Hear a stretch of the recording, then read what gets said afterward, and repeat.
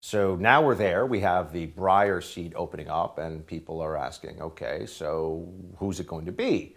Now, first off, is Biden going to keep the promise that he made on the campaign trail? And let's remember for a moment here, Joe Biden needed the African American vote when he was trying to win the Democrat primary. In fact, the turning point for him, many would point to, was in South Carolina, where a majority of Democrat primary voters are African American, and they came out in strong support of Joe Biden at that time. And that perhaps, most likely, changed the trajectory of the race so that Joe Biden actually ended up becoming the Democrat nominee. Part of that was the promise that he made about appointing a black woman to the Supreme Court. Well, Biden, as of today, is saying he's going to keep his commitment to nominating a black woman to the court. Watch. I will select a nominee worthy of Justice Breyer's legacy of excellence and decency. While I've been studying candidates' backgrounds and writings, I've made no decision except one. The person I will nominate will be someone with extraordinary qualifications, character, experience, and integrity. And that person will be the first black woman ever nominated to the United States Supreme Court. It's long overdue in my view. I made that commitment during the campaign for president, and I will keep that commitment. Now, there's a problem here.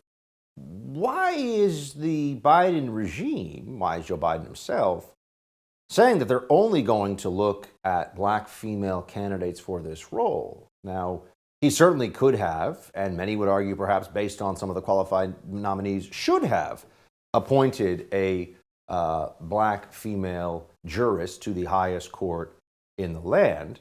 But let's just take a moment to recognize that's a different thing from saying he will only consider black female jurists for that role. Is that ethical? It certainly wouldn't be legal in a whole lot of other contexts. You can't say, I will only hire a black female to be my CEO if you're running a board, let's say. Or you can't say, I will only rent my home to an Asian American female. You can't do that.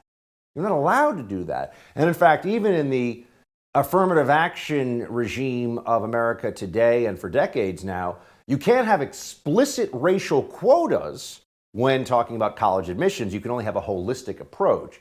So they try to make it less clear, less explicit that race is playing such a major role, and I think it's widely seen by at least everyone on the right as quite dishonest in how the admissions process works. But why is it okay for Joe Biden to say this, to do this?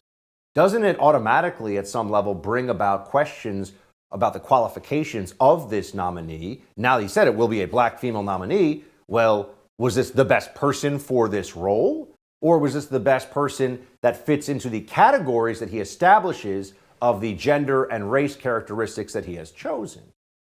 This is something that we should really think long and hard about. As a society, we've been working for a very long time and having to overcome some tremendous obstacles and tremendous evil in our past when it comes to racial discrimination.